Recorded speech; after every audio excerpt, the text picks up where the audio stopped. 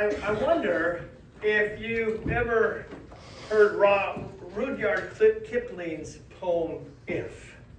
It's a pretty familiar poem. Maybe you've heard it before. Maybe you've heard some of it. One way or another. Let me give you just one little line, one little quote from the poem, If. If you can keep your head when all about you are losing theirs and blaming it on you, you'll be a man, my son. Now, I'm thinking that all of us have had the experience of losing our heads at one time or another, either because we didn't know what was going on, or maybe because we did know what was going on. We lose our heads. We get emotionally unstable when things happen too fast for us to absorb. Too many things going on, so we just throw up our hands and we quit. We lose our heads when someone blindsides us, when someone's actions are so strange, so bizarre, that we don't know what to make of it all. Like that driver as you're going down the road and they cut you off and all you want to do is hit the gas pedal and teach them a lesson. We lose our heads, don't we? We lose our heads with our spouses. We lose our heads with our children. We lose our head with our parents. We don't stay in control of our feelings.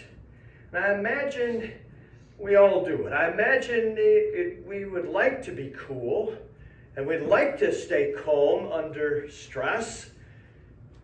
But let's be honest, we always don't. It's easy to lose our heads. It's easy to react to stress by lashing out. And it's destructive. We know it's destructive. It's not only destructive to others, it's ultimately a loss to our own soul. So if you can keep your head while all about you are losing theirs, that's a key point. Now today, the Bible presents us with this ultimate losing of your head story. In this story, John the Baptist, he loses his head literally and physically. But as you read this story, this account, you need to ask who lost their heads spiritually. Who really lost his or whose head in this account, and how did it happen? So I want us today to consider King Herod.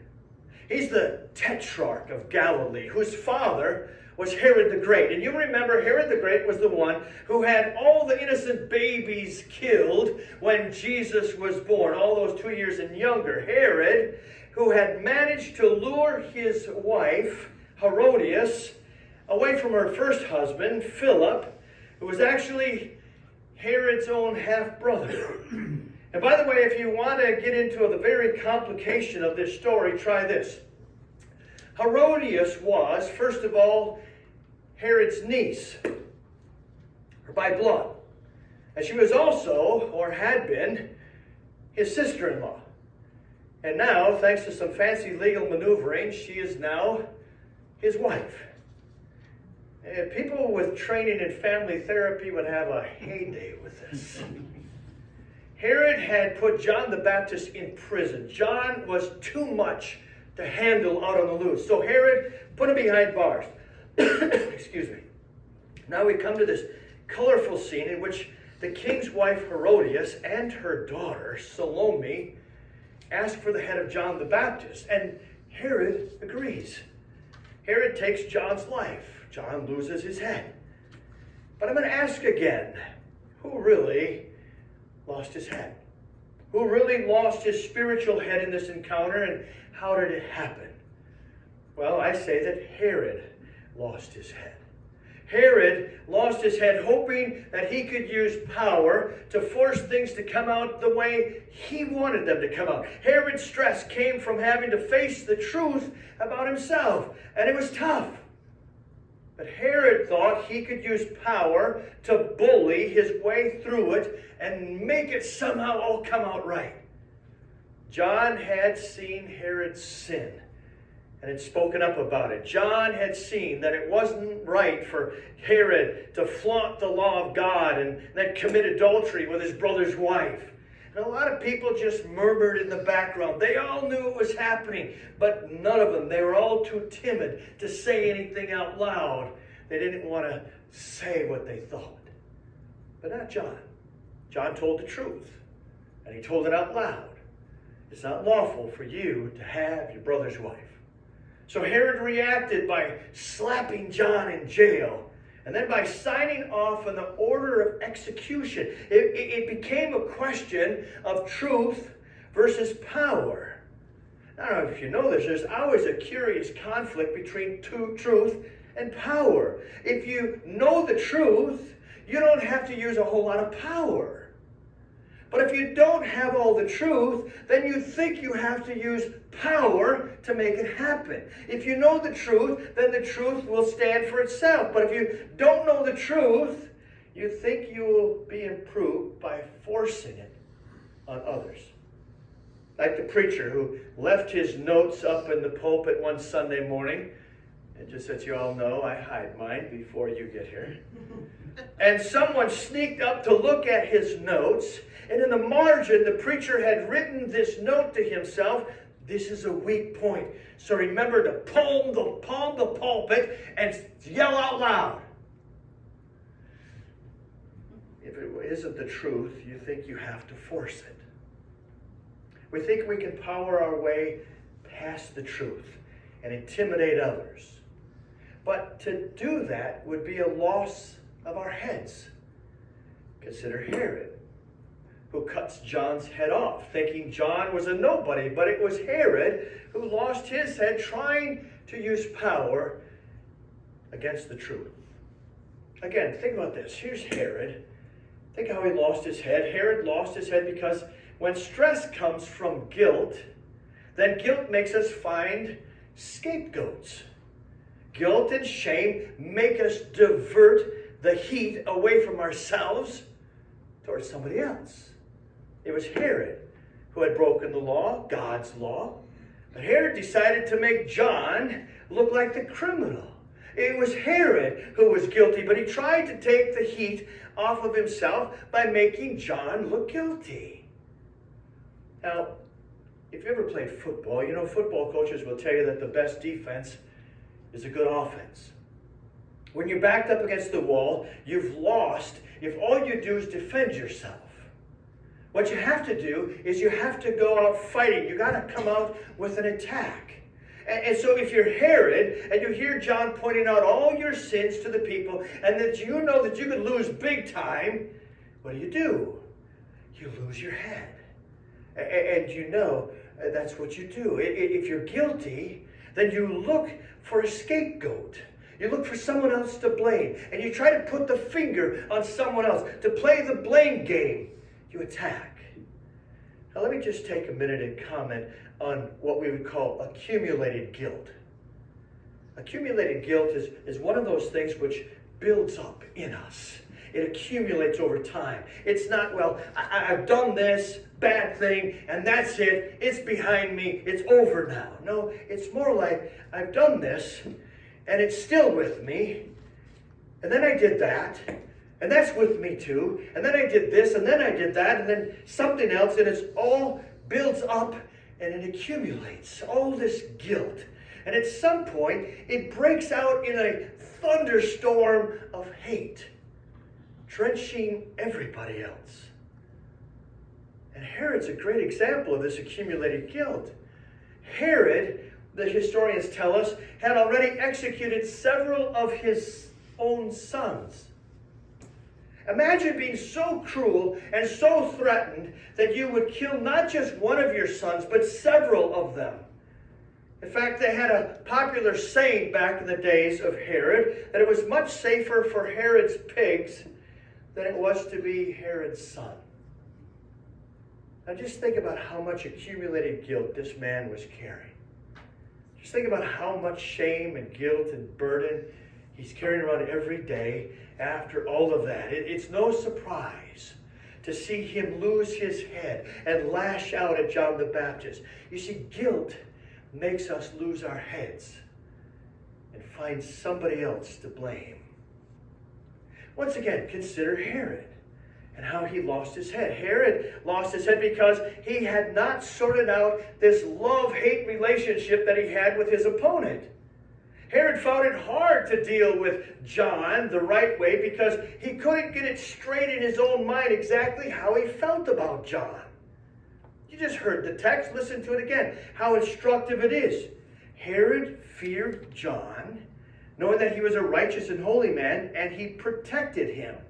When he heard him, he was greatly perplexed, and yet he liked to listen to him. Isn't that a complicated relationship? He liked him, and yet he feared him, all at the same time. And isn't it true that the more we care for somebody, the more violent our reactions are toward them? Isn't it true that there are people, maybe spouses or parents or children or people we work with, folks, who we love so profoundly that we sometimes hate? Or am I the only one in the room? Does that make sense to you? To love somebody so profoundly that you sometimes hate them. When we haven't really sorted out, thought through our relationships to our opponents, then we churn and burn inside and we lose our heads. When we don't really know how we feel about somebody, look out. Because the intensity of our feelings for that person is going to break out in some kind of way. Oh, but one more time, consider Herod. Herod, who lost his head because he trapped himself in his own pride. Herod, who lost his head because he got caught up in his own swagger and he didn't know how to get out without losing face. When we're under duress, we forget about what the real issue is. And then we start maintaining our macho-ness. We have to keep our image up. We have to meet the expectations that we've created. And pretty soon, we're really not thinking about what's right and what's wrong or who gets hurt. We're thinking only about rescuing our own image. That's pride.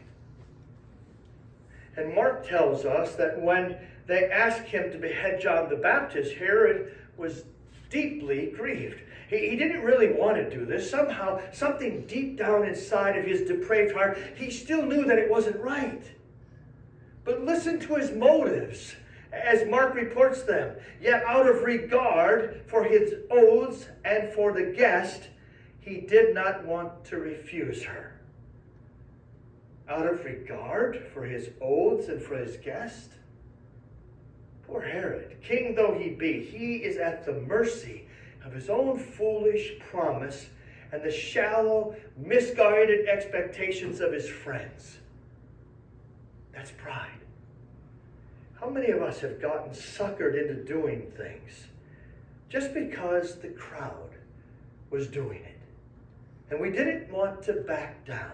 How many of us have agreed to do things we absolutely knew were wrong and would lead us to terrible consequences? But it was less painful to look at the consequences later than it was looking at their sneering faces of our supposed friends at the moment.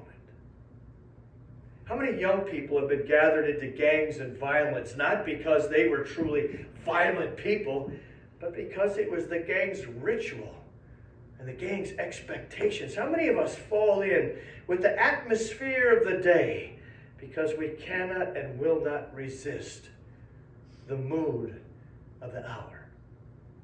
How does a person lose his head? By promising half of his kingdom and then having to make good on the promise. By pitting his ego to the cries of the crowd, which are all too often cries for blood and hate. But enough of Herod. There's other players in this story. There are others who lose their heads, and they teach us also. Consider the women in the story, Herodias and her daughter Salome.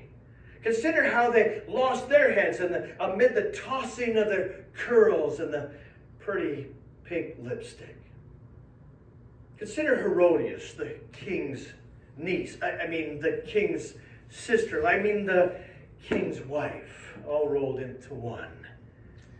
I say Herodias too lost her head because she let her anger seethe. She went to bed on her anger and let it build. She didn't reflect on it. She didn't deal with it. She didn't get rid of it. She lost her head. Not in a fly off the handle kind of way like her husband, but she lost her head way back there a long time ago, and then she let that anger build and build until she could express it with cruelty. Herodias had a grudge against John and wanted to kill him, but she couldn't. But the word says an opportunity came. An opportunity came. It reminds me of the phrase, don't get mad, get even. I see Herodias as this classically angry person. Deeply, chronically angry. Long-term anger. And we can see why. Please, just think about how she's been used. First, she's the wife of one brother, a petty king, a really nobody, and she's seduced by her brother-in-law. And you can say all you want about how she made her own bed and she's got a lie in it. But if you know anything about the place of women in those days, you know that she had very little choice in the matter.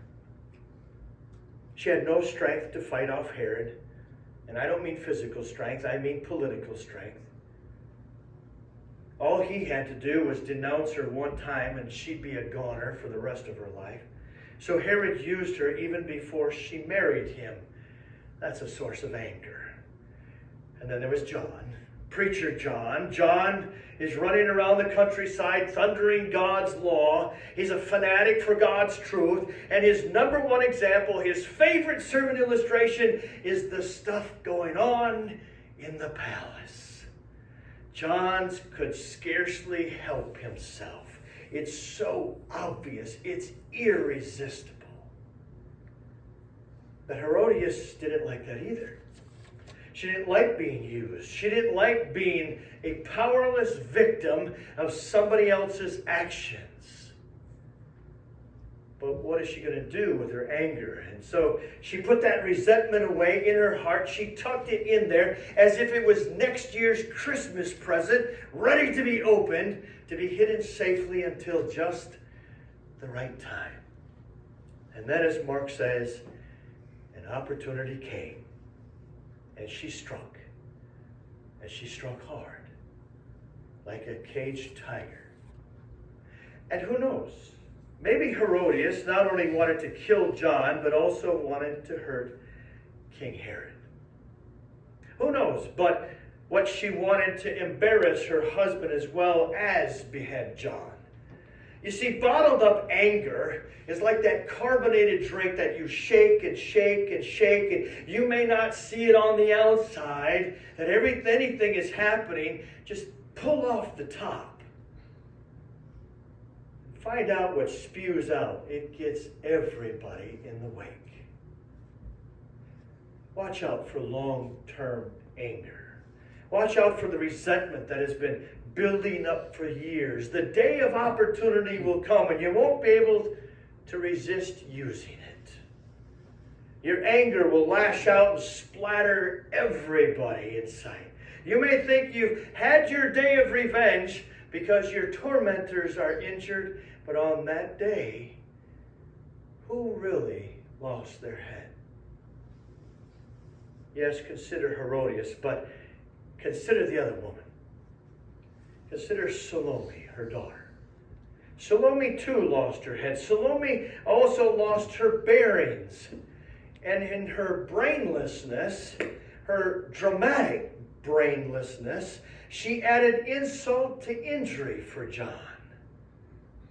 And so she also gave herself a place in history's annals as floozy. How did Salome lose her head? Well, Salome lost her head because she didn't think for herself, but rather exaggerated someone else's thoughts. Salome lost her head, her soul, because she didn't take responsibility for her own actions. But at the same time, she bought into what she was asked to do. And then, on top of that, she blew it up. She exaggerated it. She embellished it all out of proportion. The daughter asked her mother, "What gift should I ask for?" And the mother replied, "Well, the head of John the Baptist." Now, Salome had some choices, you know. I can imagine her saying, "A bloody head? You've got to be kidding. What am I going to be doing with a thing like that? Ain't no boyfriend's ever going to come around to see me. They're going to be staring at that head. I'd rather have a diamond necklace or 7 new veils." And she might have rejected that. There wasn't really anything in it of value for her. But since she didn't know her own mind, and since she didn't accept responsibility for her own actions, she not only took Herodias' counsel, she heightened it. She exaggerated it. She made it worse. Our text is so rich. It says she rushed back to the king and requested, "I want you to give me at once." At once?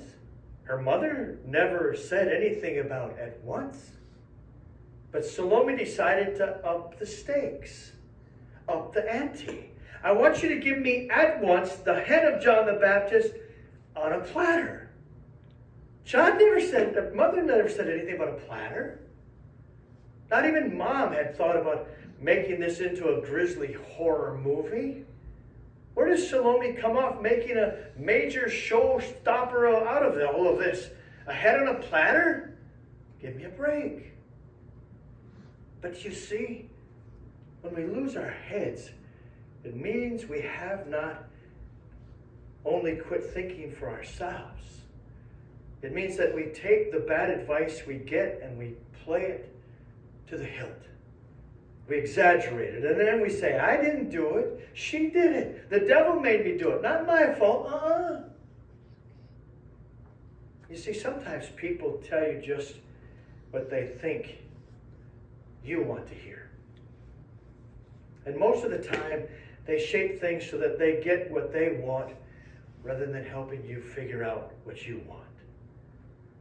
Now, if you just swallow bad advice, hook, line, and sinker, if we just abdicate responsibility for our own decisions, then we're like loose cannons on the deck, and an awful lot of people will get hurt. Friends, I want you to consider Herod.